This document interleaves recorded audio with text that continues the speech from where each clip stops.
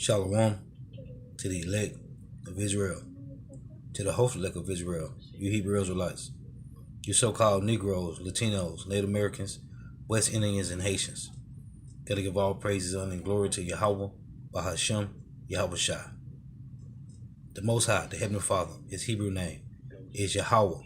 Not Yahweh, not Jehovah, not God, not Elohim, not Most High, not Lord, not Yah, not Jah, not Ahaya, not Allah. It's Yahweh. And his only begotten son name in the Hebrew is Yahweh Shai. Not Yahshua, not Yeshua, not Jesus Christos, not Jesus Christ, not Serapis Christos, not Yeshaya, not Yehoshua. It's Yahweh Shai. So gotta give all praise, honor, and glory to Yahweh, Bahashem, Yahweh Shai, Bahashem, Rekah Kodash. Double honors to the apostles and elders of Great Millstone who rule well, who teach well, who are the apostles and elders of all Israel, whether accepted or not. And a sincere salutation to all the Akim pushing this truth and believing this truth throughout the four winds of the earth, the entire world, waking up the hopeful elect. And shalom to the Akwath who are listening and learning, the few sisters who are listening and learning. I'm Isaiah from GMS Orlando Camp coming at you another lesson in truth, facts, faith, and edification, another daily edification. Lord witness be edifying. This is for educational purposes only. This is not for monetary gain. I do not own the copyright to these videos. This is for educational purposes only. Lord willing, this be edifying. Now title this lesson, War. What is it good for? To destroy these nations. Glad that you're here with us. All right, I want to show you something now that I think is absolutely fascinating. This is the image of U.S. military exercises off the coast of China, and that's where they're taking place, right there. This is one of a bevy of military exercises that is taking place in that region that our military has conducted right there, as you can see, right there in China's backyard. It's been continual over the last year or so during both this administration and the previous administration. And don't think for 1 minute that it's gone unnoticed by Beijing. They call it a provocation and compare it to, well, the Chinese Navy all of a sudden showing up or conducting military exercises, say, off the coast of Puerto Rico. And now I want to show you an image of military exercises that are being conducted in the Black Sea. This one's off the coast of Russia. Those pictures right there. That's what those represent. And that too did not sit well. Russian analysts say it would be like the Russian Navy conducting military exercises all of a sudden one day off the Gulf of Mexico. So what are the Russian and Chinese doing about these military exercises, which they describe as an affront to their sovereignty? No, they're not sending their navies to conduct military exercises off of the coast of the United States. What they're doing instead may just be as eye-opening, though. These two countries, right, China, Russia, they're conducting historic joint military exercises where, for the first time ever, Russian and Chinese troops are exchanging, sharing weapons with each other.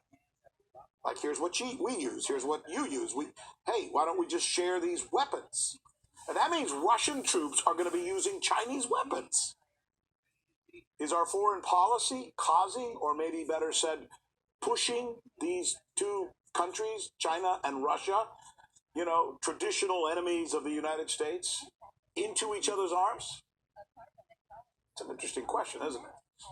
This is the news with Rick Sanchez, where we believe it's stories like this, when we look into them, when we drill down, that proves that it really is time to do news again.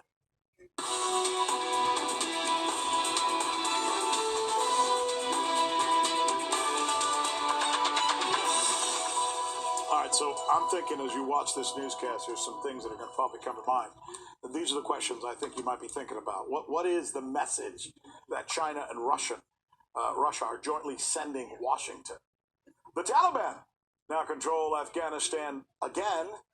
What will the U.S. do about it? And why do Democrats push out Andrew Cuomo, their highest profile leader? All right. It's a sentence that makes the West stand up, take notice, and certainly pay attention. The fact that Russians, as I mentioned a little while ago, are going to be conducting military exercises while using Chinese weapons. It should send alarm bells across places like Washington, London, Paris. This is what the West is waking up to. The news that the Chinese and Russian militaries are coming together in China's north-central region this week, with a Chinese official describing the exercises as joint anti-terrorism operations aimed at demonstrating the firm determination and strength of the two countries.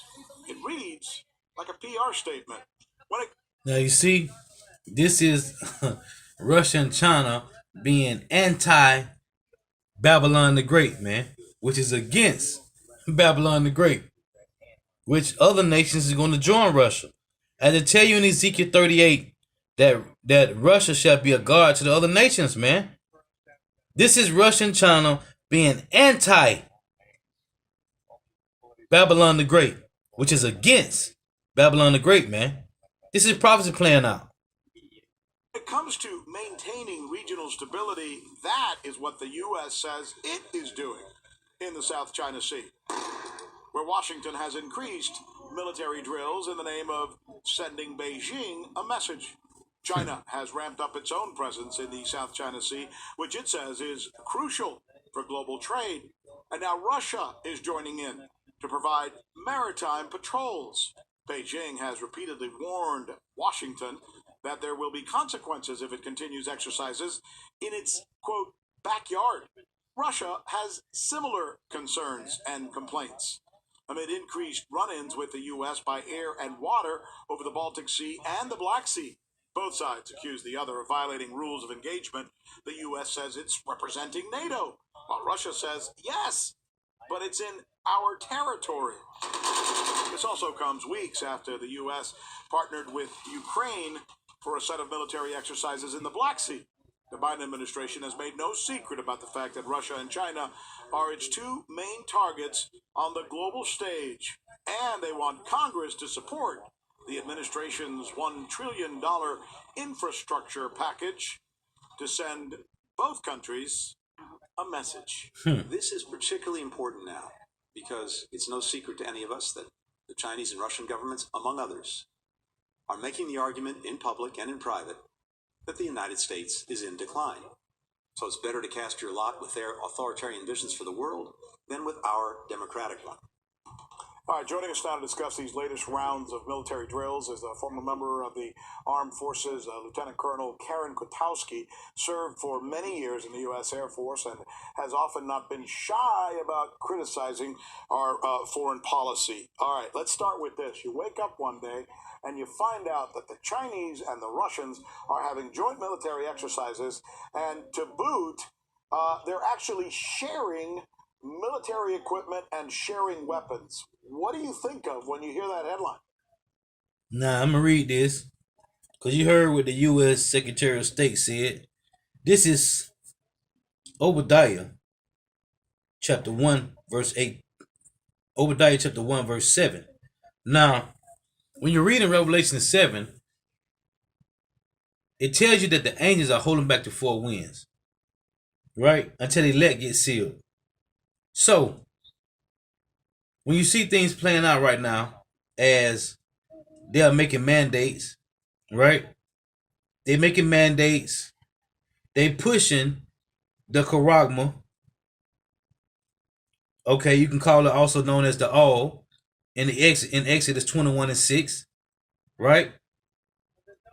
When people make someone their master, they have to bore their ear through an all. So they're making mandates, and they making the all eventually be made mandatory. Those are part of winds, man, that the angels is holding back until the elect gets sealed.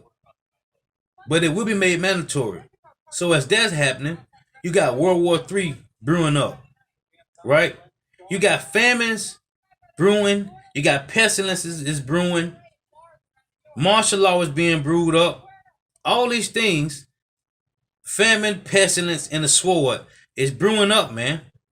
So when they say the angels are holding back the four winds, meaning the destruction that's going to hit Babylon the Great, first and foremost, and then all other parts of the world.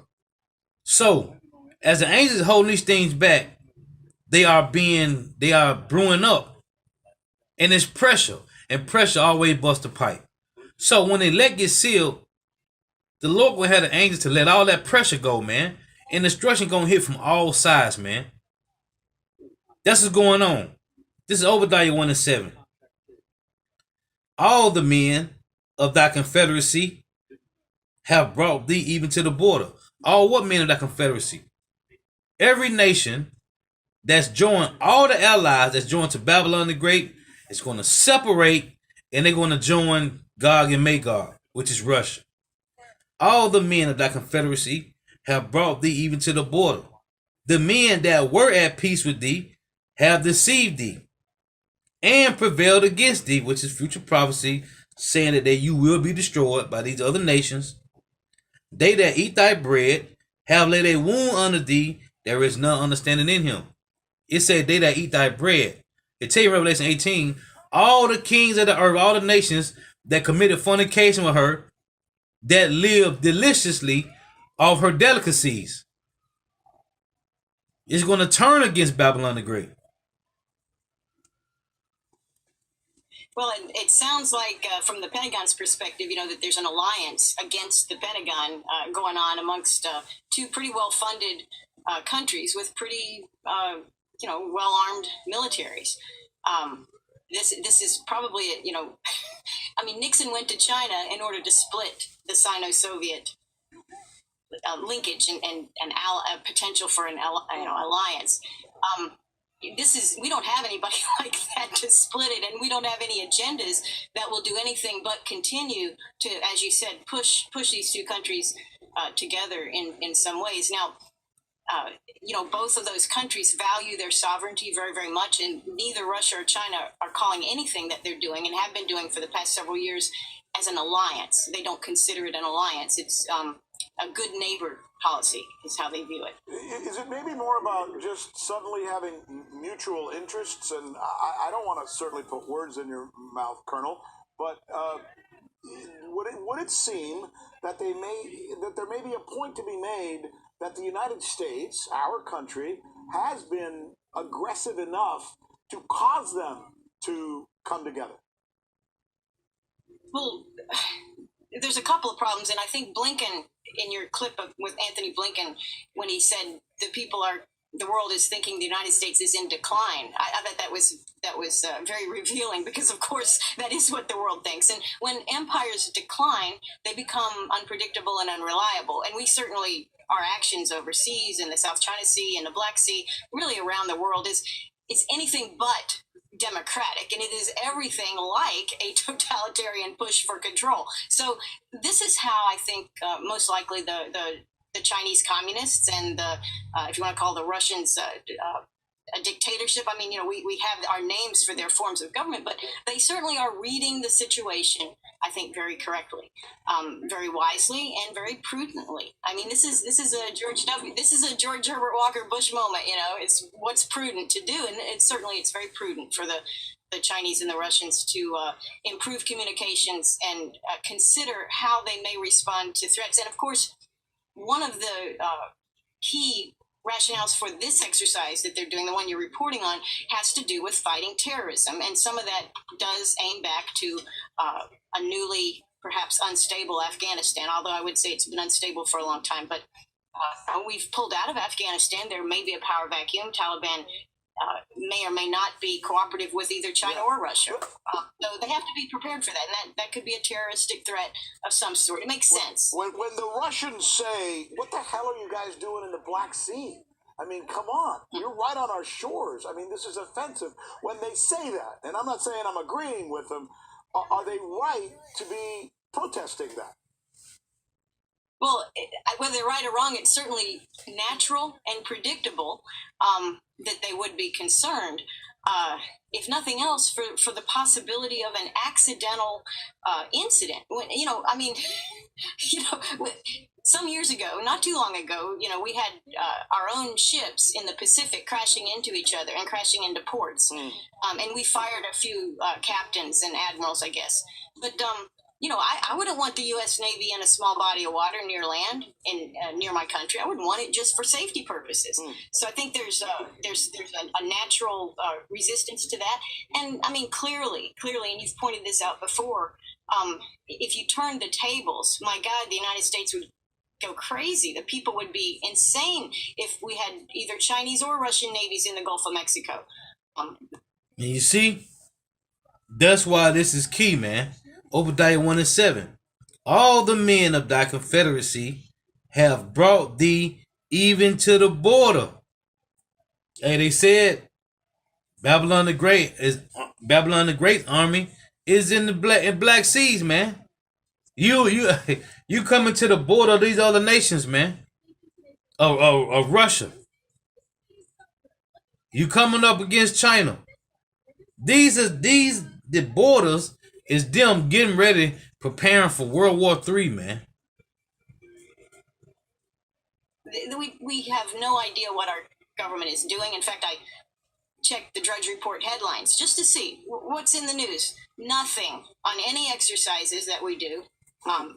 Nothing that we're doing now. Nothing about the upcoming North Korean exercises, and really at this point, nothing on the Russia-China exercises. So, if this becomes a useful propaganda point, they'll throw it on the American population, and nobody's going to think about it. But in real life, mature adults running the world, what China and Russia are doing, it makes perfect sense, and I imagine and fully expect them to continue it.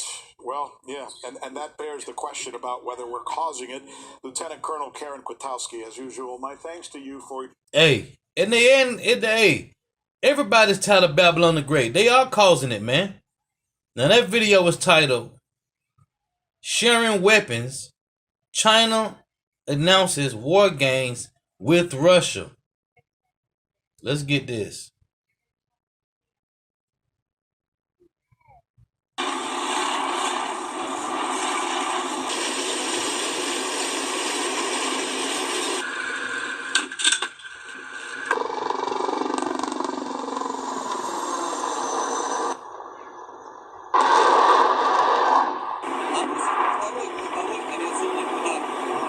Конфедерации выходят в район сосредоточения резервов противника.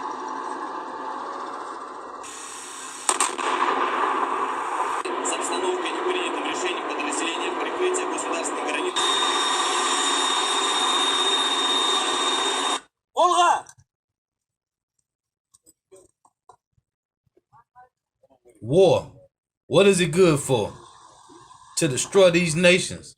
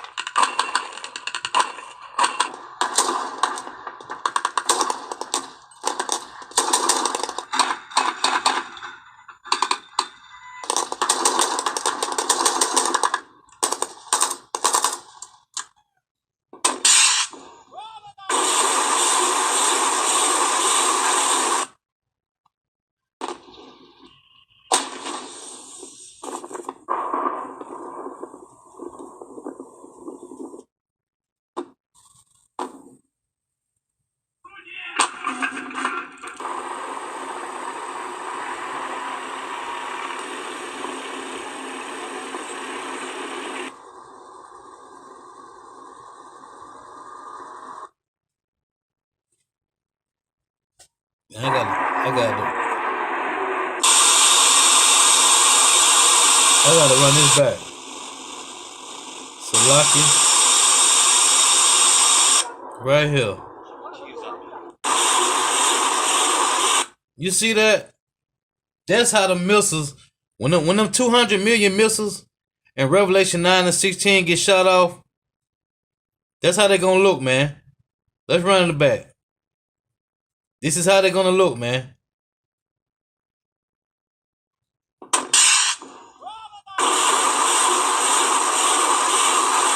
That's how 200 million missiles is gonna look getting shot off, man. One more time.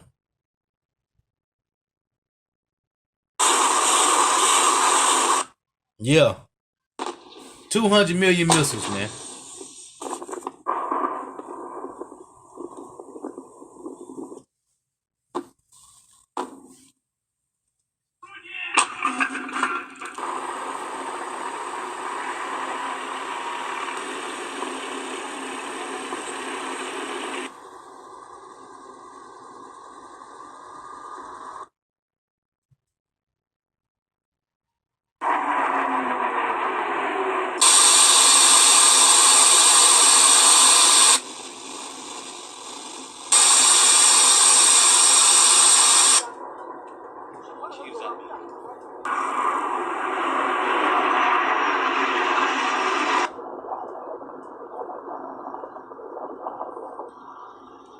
And this video say thousands of Russians, Uzbek, and Tajik troops rehearse turning back enemy offensive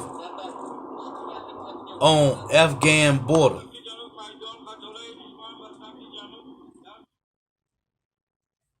Let's get this one. War. What is it good for? To destroy these nations. Nearly half a century ago, these two neighbours fought a brief border war. But the latest China-Russia military drills show that hostility is now in the past. In this mock battle, the enemy is unnamed. It's a military partnership that's strengthening, thanks in part to both countries' worsening relations with the United States. If you say it's a marriage of convenience, that underestimates the depth of their shared interests. And of course, the biggest one is opposing America and undermining America and the West. And that's extremely important in explaining the strength of the current China-Russia relationship. 10,000 soldiers are taking part in the exercise, which will last for 5 days, the 30th such war games since 2003. Russia's President Vladimir Putin and China's leader Xi Jinping recently boasted that their countries' relationship was now unbreakable. And Moscow and Beijing appear to be in agreement on Afghanistan. Both were highly critical of the decision to withdraw all US troops by September, with concerns that Afghanistan, which borders China, could again become a haven for armed groups like Al-Qaeda.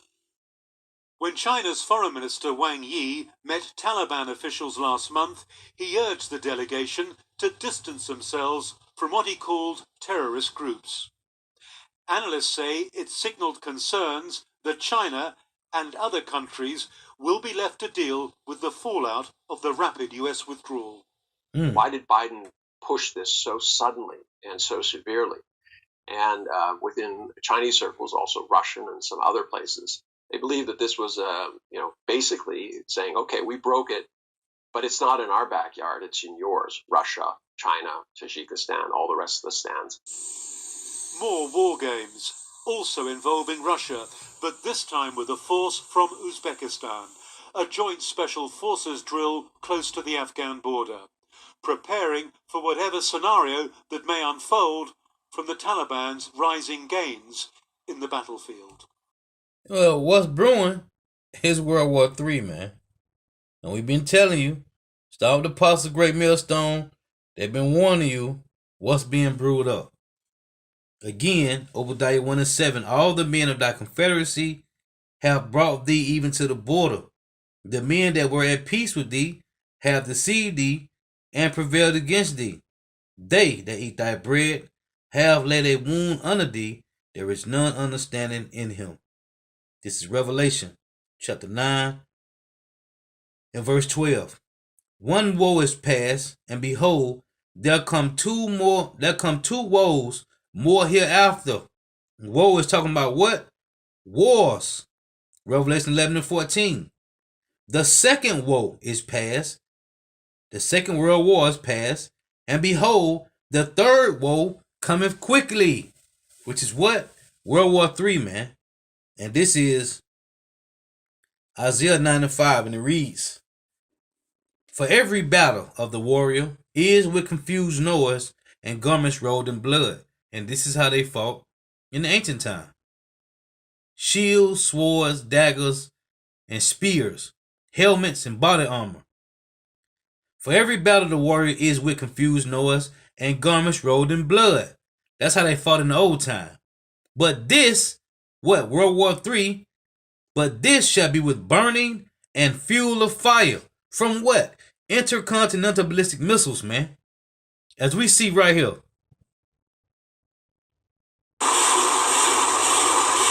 And that's how they're going to be shot off, man.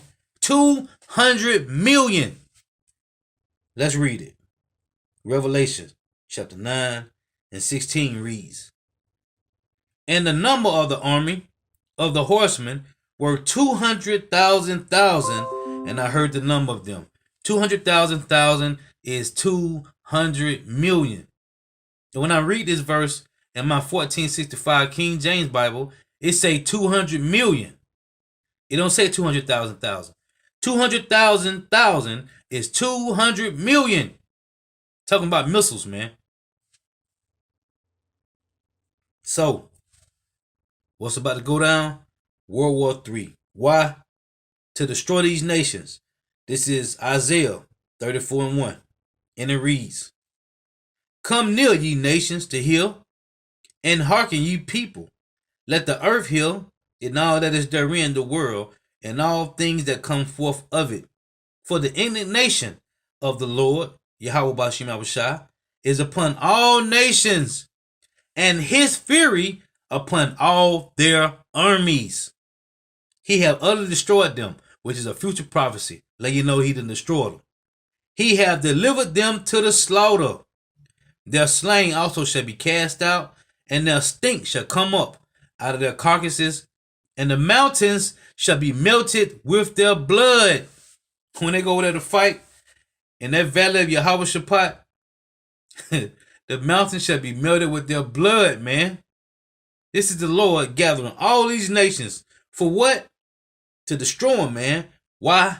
Because you put your hands on the apple of the Lord's eye, which are so-called Negro, Latino, Native Americans, West Indians, and Haitians. All 17 of these heathen nations put their hands on Israelites, and you got to pay for it. This is Joel chapter 3 and verse 9. Proclaim ye this among the Gentiles, prepare war, wake up the mighty men. Let all the men of war draw near, let them come up. Beat your plowshares into swords, and your pruning hooks into spears. Let the weak say, I am strong. This is the Lord gathering these nations to do what? To fight, man. World War III. So the Lord willing is edifying. Gotta give all praise, honor, and glory to Yahweh, Bahashim, Yahweh Shah, Bahashim, Rikah Kodash. Double honors to the apostles and elders of Great Millstone who rule well, who teach well, to all the apostles and elders of all of Israel, ready accepted or not. And a sincere salutation to all the Ark pushing this truth and believing this truth throughout the four winds of the earth, the entire world, waking up the hopeful elect. Shalom to the Akwath who are listening and learning. The few sisters who are listening and learning. The Lord wills edifying. Till next time I say Shalom. Wa Abar Babal. The water for tuning in. May Yahweh Shema Shah continue to bless you in your houses. Stay prayed up. Closing precept. Jeremiah 28:8. The prophets that have been before me and before thee of old prophesied both against many countries and against great kingdoms, of war and of evil and of pestilence. Hold on, let me get one more. Salakia. Exodus 15:3. It reads, the Lord, Yahweh, Bahashim Yahweh Shai, is a man of war. The Lord is his name. So what's going on? This is the Lord's movement. Let's read this. Isaiah chapter 13 in verse 5 reads, they come from a far country, from the end of heaven, even the Lord Yahweh, and the weapons of his indignation to destroy the whole land. You see that? Let me get one more. This is Jeremiah chapter 50 and 25. And it reads, the Lord Yahweh, Bahashim Yahweh Shai, opened his armory and have brought forth the weapons of his indignation, which are the missiles, them intercontinental ballistic missiles. For this is the work of the Lord, power of hosts, in the land of the Chaldeans.